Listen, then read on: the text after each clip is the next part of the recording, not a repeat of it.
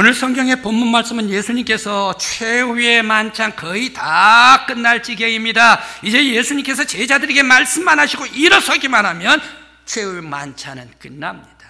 그러면서 이제 십자가로 나가고 죽음으로 골고다로 나아가기 바로 직전의 말씀이 오늘 본문 말씀입니다. 이 최후의 만찬을 다 끝내 일어서기 직전에 예수님께서 왜 제자들에게 말씀을 하셨을까? 내가 너희들에게 평안을 주겠다. 내가 주는 평안은 세상이 주는 것과 같지 아니하다라고 말씀을 하셨을까요? 그러면 세상이 주는 평안은 예수님께서 주시는 평화와 다른가? 세상이 주는 평안은 바로 이 평안 속에 세상이 주는 평안을 받더라도 다시 고통과 다시 걱정과 다시 두려움이 오는 평화인가? 왜 세상의 평화는 대관절 어떤 평화이길래 세상의 평화 다 받고 평화다라고 얘기를 하는데 다시 돌아오면 걱정이요 두려움이요 공포가 또 시작이 되는 평화일까? 세상의 평화는 강자의 평화일까? 왕의 평화일까? 군대의 평화일까? 힘의 평화일까? 아니면 부의 평화일까? 아니면 물질의 평화일까? 왜 세상이 말하는 평화가 무엇이길래 잠시 있다가 다시 또 공포와 두려움 속으로 떨어지는 평화라고 얘기를 할까요? 그리고 또 왜 예수님께서는 내가 평안을 너희에게 끼치노니 나의 평안을 너희에게 주노라. 너희는 마음에 근심하지도 말고 두려워하지도 말라라고 말씀을 하셨을까?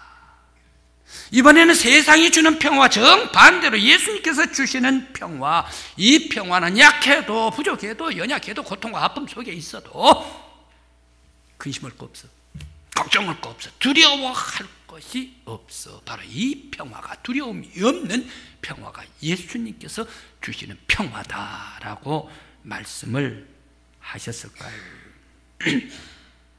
약한 사람도 공포가 없고 병든 사람도 고통이 없고 멸시와 고난 받은 핍박을 받은 사람도 죽을 고비와 시련을 당해도 담대하고 굳건하며 승리하게 하는 평화, 바로 이 평화가 예수의 평화인가? 그렇게 되기 때문에 두려워하지 말라, 근심하지도 말라라고 예수님께서 말씀하시지 않습니까? 그러면 과연 예수님께서 주시는 평화는 어떤 평화일까 생각을 해봅니다. 먼저 세상이 주는 평화, 세상이 주는 평화는 어떤 평화일까? 그런데 한 가지, 세상 사람들은 진정한 평화를 몰라요. 권력자들은 평화를 몰라요. 다른 종교, 이방 종교 그런 사람들은 진정한 평화를 몰라요. 그들은 평화를 모르기 때문에 단순한 전쟁이 없는, 싸움이 없는 상태, 이것을 평화라고 얘기를 합니다. 그런데 싸움이 없다고 평화입니까? 전쟁이 없다고 평화입니까? 전쟁은 없지만 그 속에 불안과 공포가 있으면 어떻습니까? 평화 아니죠. 거짓 평화죠. 싸움은 없지만 그 속에 아주 고통, 아주 괴로움, 그리고 억압, 눌림이 그 속에 있어가지고 폭발 직전이라 그러면 바로 이걸 보고 평화라고 얘기를 할까요? 이건 위장된 평화입니다. 평화가 아닙니다. 불안한 평화, 거짓 평화 속에 사람들은 살아갑니다. 종교 지도자들, 많은 종교 지도자들, 당시에 이방 종교 지도자들, 이 요한복음이 써질 때가 90 AD 90년, 95년 이경입니다. 1세기죠, 1세기. 바로 1세기에 당대에 있어서의 철학, 당대에 있어서의 세계적인 추세가 어떤 환경, 어떤 철학 사상에 젖어 있나.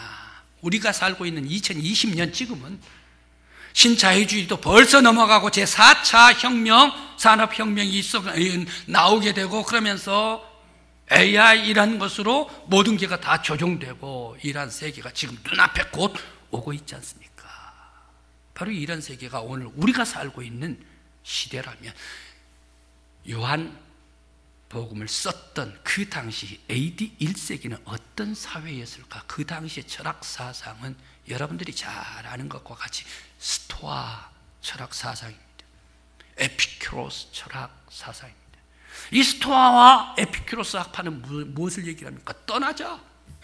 야, 사람도 사는데 걱정이요. 사람 사는 데는 다 똑같아. 사람 사는 데는 다 근심, 싸움, 아픔, 고통이 있어. 병들고. 그렇기 때문에 사람 사는 데는 다 냄새 나니까 이 사람 사는데 이 세상 떠나가 버려.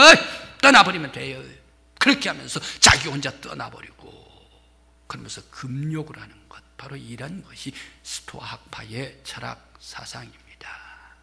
그러면서 그 속에서 자기의 신을 만나면 바로 그 상태가 평안이다, 평화다라고 얘기를 합니다. 여러분한테 증명을 하나 해드릴까요? 여러분 떠나요. 집을 떠나요. 내가 개를 해가지고 동남아 회갑교회를 해가지고 친구교회를 해가지고 동남아시아를 갔다. 그렇게 가고 싶은 유럽을 갔다. 아니면 저 남아메리카를 갔다라고 얘기를 합시다. 그때 가면 참 좋아요. 야, 이거 참 좋은 것도 있네. 우리 나라하고 다른 것이 있구만. 야, 이거 여기에 문물은 왜 이렇게 전혀 다르지? 역사도 다르, 환경도 다르, 꽃 피는 것도 다르네. 모든 것 다 눈에 비치는 것이 우리나라가 아니까 생소한 것들이 눈에 다 보인다는 얘기. 그래 한 일주일, 2주일 동안 여행을 하고 집으로 돌아오면 어떻습니까? 집으로 돌아오면 다시 들어오면 그 모든 것이 깨끗이 다 사라지고 평안이 가득 찹니까? 아니면 일들이 산적해 있습니까? 돌아오면 떠나갔다 하더라도 돌아오면 그 일이 산적해가지고 더 힘들고 더 걱정이란 얘기. 금욕하더라도 그 금욕 속에 사람들이 떠나가지고 완벽히 홀로 돼가지고 살 수가 있나? 세상을 떠나서 살 수가 없습니다. 그렇게 되기 때문에 바로 이런 스토아파 이런 속에서도 바로 평안이 아니라 잠시 잠깐의 평안을 줄는지를 몰라도 영원한 평안은 아니다. 또 유대교회에서 얘기를 하는 율법, 이 율법을 지킴으로 말미암아 율법을 속에서 하나님을 알고 하나님께서 주신 이 율법을 다 알아가지고 다 지켜버리면 의에 오르고 그 사람이 의로운 사람이 되면 평화의 사람이 될 것이다. 평안의 사람이 될 것이다. 이거가 유대주의 아닙니까? 그러면 성경에 기록된 바로 이 율법 계율이 몇 개가 있습니까? 하라라는 개가 365가지입니다. 그리고 하지 말라 금지가 248가지입니다. 합해서 613가지입니다. 이 613가지를 완벽하게 지켜버릴 사람이 있는가? 그러면 의롭다 해가지고 그러면 바로 그 사람 평안이 이룰 것인가? 사람들은 아무리 성인 군자라, 아무리 교수라, 아무리 윤리 선생님이라, 아무리 훌륭한 종교 지도자라, 아무리 위대한 정치가라 하더라도 완벽한 사람이 없습니다. 왜? 하나님께서 그렇게 지어놨기 때문에. 사람 다 똑같아. 죄가 있지. 그래서 로마에서 바울 사도가 못을 박습니다. 이 세상의 사람에게는 온전히 바로 이 죄 때문에 하나님의 의에 오를 수 없나니 라고 로마서 3장 23절 말씀을 주시고 있습니다. 세상에는 아무도 없다. 하나님의 의로 오를 자기 스스로 올 사람 아무도 없다 라고 말씀을 하십니다. 그런데 율법에서 바로 613가지 다 지켰다 라고 얘기를, 다 지켜야 의로운데 하나도 못 지킨 사람이, 2가지 못 지킨, 100가지도 못 지킨 사람이 있을 거 아니에요. 그러면 어떻게 됩니까? 죄를 지어버리면 더 불안하지. 죄를 지어버리면 더 아주 공포에 들어가지요. 평화가 없지요. 율법, 바로 유대주의 속에서도 평화가 없습니다. 또 평화를 얘기를 하는데 정치적인 평화, 팍스 로마, 그 당시에 오늘 요한복음 기록된 그 당시에 로마 제국에 있어서의 평화입니다. 이 로마 제국의 평화는 팍스 로마, 로마의 제국의 평화란 얘기예요. 로마 제국의 평화를 가만히 이거 분석을 해보면 어떤 평화일까? 황제의 평화, 장군의 평화, 군대 평화, 힘의 평화인가? 이 힘을 가지고 있는 사람들, 그런 사람, 황제 왕의 몇몇 사람들의 제안한 평화인가? 왜? 그 왕들이 꽉 장악을 해가지고 전쟁 있지를 않고 싸움 없대를 눌러놔면 바로 그 속에 평화가 임하는가? 황제의 평화인가? 황제 평화, 그런데 거기에 눌리고 살아가고 있는 사람, 언제 폭발할까 모르는 사람, 억압받고 있는 사람, 약한 사람들, 일한 사람, 군대에 눌려있는 사람, 이 사람들의 속에서 부글부글 끓을 거 아니냐는 얘기. 언제 튀어나올까 모른다는 얘기. 그러면 팍스 로마의 평화가 온 세상의 모든 사람들에게 다 주는 평화인가? 언제 튀어나올까 모르는 약자들에게는 오히려 공포와 불안이 가득 차는 그러한 것이 팍스 로마가 아닌가? 그런데요, 팍스 로마 이것도 황제의 평화, 왕의 평화, 군대 평화인 줄 알았더니요, 그것도 아니더라고요. 황제도 평화스럽지를 못해요. 황제가 군대 장악 힘으로 꽉 눌러놔놓으니까 자기가 평화스럽다. 이 사람 어디로 황제 아무 데나 함부로 못 가. 언제 자기 신복들이 반대를 해가지고 찔러버릴까 몰라요. 언제 이 사람들이 배반을 해가지고 황제를 죽여버릴까 모른다는 얘기예요. 그래, 팍스로마 왕의 로마의 평화는 황제 로마 장군의 높은 사람들의 평화니까 그것도 아니더라고요. 불안해. 언제 어디에서 반란이 일어날까 모르니까요. 그래서 세상에 주는 평화, 팍스 로마의 평화도 불안한 오히려 공포 속으로 달려가는 평화다. 바로 이런 것이 세상에 주는 평화입니다. 세상에 주는 평화는 진정한 평화가 아니고 완전한 평화가 아닙니다. 눌려 사는 사람들이 언제 뛰쳐나갈까 모르는 그러한 평화. 그래서 사람들 다시 돌아오면 도로 아주 근심 걱정으로 돌아가는 그런 평화. 바로 이러한 불안함을 품고 있는 불완전한 평화, 이 평화가 거짓 평화의 위장된 평화입니다. 그렇다면 어디에 완전한 평화가 있는가? 어디에, 이 세상 속에 어디에 완전한 평화가 있을까? 그것이 어디일까? 완전한 평화는 창조주 여호와 하나님, 온 세계를 지으신, 온 우주의 주관자 되신 하나님 속에 완전한 평화가 있습니다. 예수 그리스도께서 십자가에 달려 돌아가십니다. 예수님께서는 이 세상에 오셨는데 하나님의 아들로 이 세상에 오셨어요. 불의한 것 다 물리치고 하나님의 나라, 하나님의 평화를 주시려고 왔는데 이 불의한 사람들이 예수를 십자가에 못 박아버리잖아요. 그랬을 때 예수 십자가에 못 박히게 됐을 때 보통 사람들은 십자가에 못 박히면 어떻게 될까요? 망치로 쾅쾅 때리면 얼마나 아파요. 공포스러울 거예요. 골고다로 무거운 이 십자가 지고 올라가면 힘들 거예요. 가시 열리고 왔으면 피가 줄으면 얼마나 힘들까. 그러면서 또 이 십자가의 고통 돌아가실 때 얼마나 그 괴로움은 공포스러울까. 그런데요, 예수님께서 십자가 지시면서 불의한 사람과 맞서 싸우는데요, 예수님께서는 돌아가시도록까지 평화가 있으신 예수님. 왜 그랬을까요? 하나님께서 예수 그리스도 곁에 계시기 때문에, 하나님께서 십자가를 지신 예수 그리스도와 함께 있었기 때문에, 하나님께서 성자 예수 그리스도를 꽉 지켜주시고 계시기 때문에 예수님께서는 하나님께서 보호해 주심으로 내가 죽음이 있다 하더라도 다시금 희망이 있고, 내가 죽는다 하더라도 다시금 부활하게 해 주실 것이고, 나에게 하나님께서는 예수가 다시 십자가에 돌아가신다 하더라도 다시금 부활해 주시는 바로 이 믿음이 있었기 때문에 십자가 고통을 지더라도 예수 앞에는 평안이 있었습니다. 왜? 하나님께서 함께 해주셨기 때문에. 진정한 평화는 하나님께서 함께 해주실 때에 바로 이 진정한 평화입니다.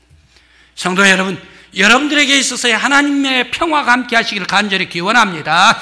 여러분들의 삶에 있어서 내가 고통, 아픔, 핍박, 억울함, 힘든 난 상처, 모든 것이 있다 하더라도 하나님께서 여러분들을 함께 해주시고 예수 그리스도께서 여러분들과 함께 해주실 때 예수 그리스도 안에서 참된 평화가 임하시기를 간절히 기원합니다. 베드로, 그는 사도행전 12장에서 감옥에 들어갑니다. 감옥에 왜 들어갑니까? 야고보랑 같이 잡혀요. 그런데 야고보, 이 사람 베드로, 형이고 베드로 수제자고, 그러니까 야고보 조금 동생이란 얘기, 그 자리에서 죽여버려요. 첫 번째 순교자가 돼요. 그런데 베드로는 왜 안 죽였을까? 이유가 있어요. 자, 예수님 십자가에 못 박을 때에 바로 6월절에 십자가에 못 박아가지고 6월절 제물로 드렸잖아요. 그러니까 야고보는 죽이고 앞으로 6월절이 다가오는데 이 큰 사도 베드로 이 사람을 감옥에 집어넣어놓고 6월절이 곧 오면 6월절 제물로 베드로를 드리자, 잡자 해가지고 감옥에다가 집어넣어 버렸습니다. 감옥에 집어넣으면 이 정도 되면 불안, 공포, 온갖 괴로워가지고 잠들 수가 없을 거예요. 그런데 베드로가 누워있는 이 들어와 있는 이 감옥은 어떻습니까? 천사가 나타나요. 천사가 나타나도 뭔가 몰라요. 베드로 잠 푹 자고 있어요. 천사가 나타나가지고 옆구리를 찌르면서 베드로를 흔듭니다. 그래 놨더니 이제 겨우 깨가지고 일어납니까? 그러면서 거기에 자꾸 얘가 풀어집니다. 그러면서 간수장 몇 개 지나갑니다. 홍문이 몇 개 열립니다. 그때도 정신없이 따라가는 거예요. 여기가 어딘가 정신이 없어요. 하도 깊이 잠을 자다가 말입니다. 그래 길로 딱 내봤더니 여기가 어디요? 이제 정신 차려가지고 마가의 집으로 달려가지 않습니까? 이 감옥에서 왜 베드로는 태연자약하게 누워 자고 있을까? 부활의 예수 그리스도께서 베드로에게 함께 해주셨기 때문에, 다시 사신 예수 그리스도께서 이 베드로를 꽉 지키고 베드로와 함께 역사해 주셨기 때문에 이 베드로는 비록 감옥의 깊은 골방에 있다 하더라도 그는 평화가 있었고 진정한 평안이 베드로에게 있었다. 주의 영광을 위해서 말입니다. 바로 하나님과 함께 계시는 곳에 두려움이, 공포가 사라지고 아픔, 걱정이 다 사라지고 예수와 함께 있을 때에 참된 평화가 임하는 줄 믿습니다. 또 하나님이 떠나가는 곳, 에스겔 1장입니다. 수레가 네 바퀴가, 그런데 이 수레가 보좌가 하나님의 보좌예요. 그런데 그 수레를 떠매고 있는 것들이 짐승이에요. 가만 보니까 얼굴이 사자 같기도 하고 얼굴이 황소 같기도 하고 또 얼굴이 독수리 같기도 하고 사람 같기도 하고 네 짐승이 쫙 생물이 붕 떠가지고 보좌를 옮겨 놓습니다. 예루살렘에서 말입니다. 이스라엘에서 말입니다. 그래서 떠나서 다른 곳으로 옮겨갑니다. 하나님의 보좌, 영광스러운 보좌, 이 하나님께서 이스라엘 예루살렘을 떠나가 버릴 때 이 예루살렘 이스라엘은 어떻게 됩니까? 저 바벨론 느부갓네살 장군이 와가지고, 대왕이 와가지고 치고 들어옵니다. 먼저 예루살렘 성벽을 다 무너버리고 불질러 버립니다. 그리고 예루살렘 성전을 다 파괴시켜 버립니다. 그러면서 거기에 할머니 할아버지들 내 생전에 이렇게 파괴된 경험이 없어, 왜 이렇게 다 불타고 멸망당했지 슬피웁니다. 애들은 먹을 것 달라 그러지요. 하나님께서 떠나가는 예루살렘, 하나님께서 떠나가는 이스라엘, 파멸과 멸망이더라. 성도 여러분, 하나님이 계신 곳이 평안입니다. 하나님께서 떠나가는 곳은 파괴될 수밖에 없습니다. 성도 여러분, 바로 여러분들의 영혼, 여러분의 가정, 여러분의 산업, 여러분의 일터, 우리 교회, 우리 대한민국 위에 하나님께서 언제나 함께해 주시고 예수 그리스도께서 임마누엘 지켜주시길 간절히 기원합니다. 그렇다면 참 평화가 어떻게 이루어지는가? 하나님이 계신 곳에 평화가 있다면 이 평화가 그럼 어떻게 이루어지냐는 얘기예요. 이 평화는 사랑으로 하나가 될 때 원수가 없어집니다. 사랑으로 하나가 될 때 참 평화가 이루어집니다. 삼일체 하나님의 사랑, 바로 이 사랑으로, 하나님의 사랑으로 하나가 될 때에 그곳에 참 평안이 이루어지는 천국이 이루어지게 됩니다. 삼일체 하나님, 성부, 성자, 성령. 성부 하나님께서 성자 하나님 예수 그리스도를 사랑하십니다. 성부 하나님께서 성령 하나님을 사랑하십니다. 극진히 사랑하십니다. 성자 예수 그리스도께서 성부 하나님을 사랑하십니다. 또 성자 예수 그리스도께서 성령 하나님을 사랑하십니다. 또 성령 하나님께서 성부 하나님을 사랑하십니다. 성령 하나님께서 성자 예수 그리스도를 사랑하십니다. 바로 유기적으로 한 몸이 되어서 사랑하십니다. 그래서 요한 1서 4장 11절 말씀에 하나님은 사랑이라 라고 말씀을 하십니다. 사랑으로 하나가 됩니다. 그 사랑을 하나님 보좌 천국에서의 사랑만 삼위일체 하나님께 사랑하시질 아니하고 성자 예수 그리스도를 이 세상에 딱 보내십니다. 무엇을 가지고? 사랑이시니까 사랑 가지고 이 세상으로 내려오시지요. 그래서 모든 세상 사람들도 다 예수 그리스도와 함께 하나님과 함께 사랑하라고.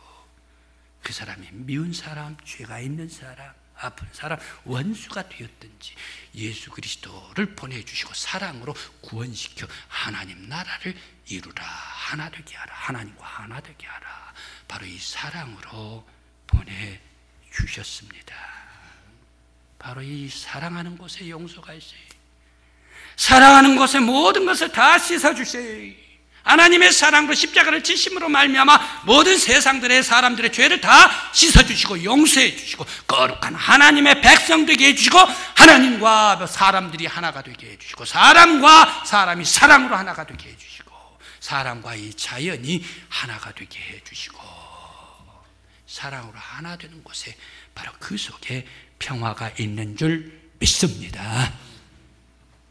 세상의 평화는 학식, 힘, 무기, 금식기도, 신비적인 제의, 환상적인 엑스타시, 그리고 무력, 금식기도, 이것으로 세상 사람들은 평화다라고 얘기를 하지만 그건 잠시 잠깐 있다가 사라져버린 영원한 평화가 아닙니다. 위장된 평화입니다.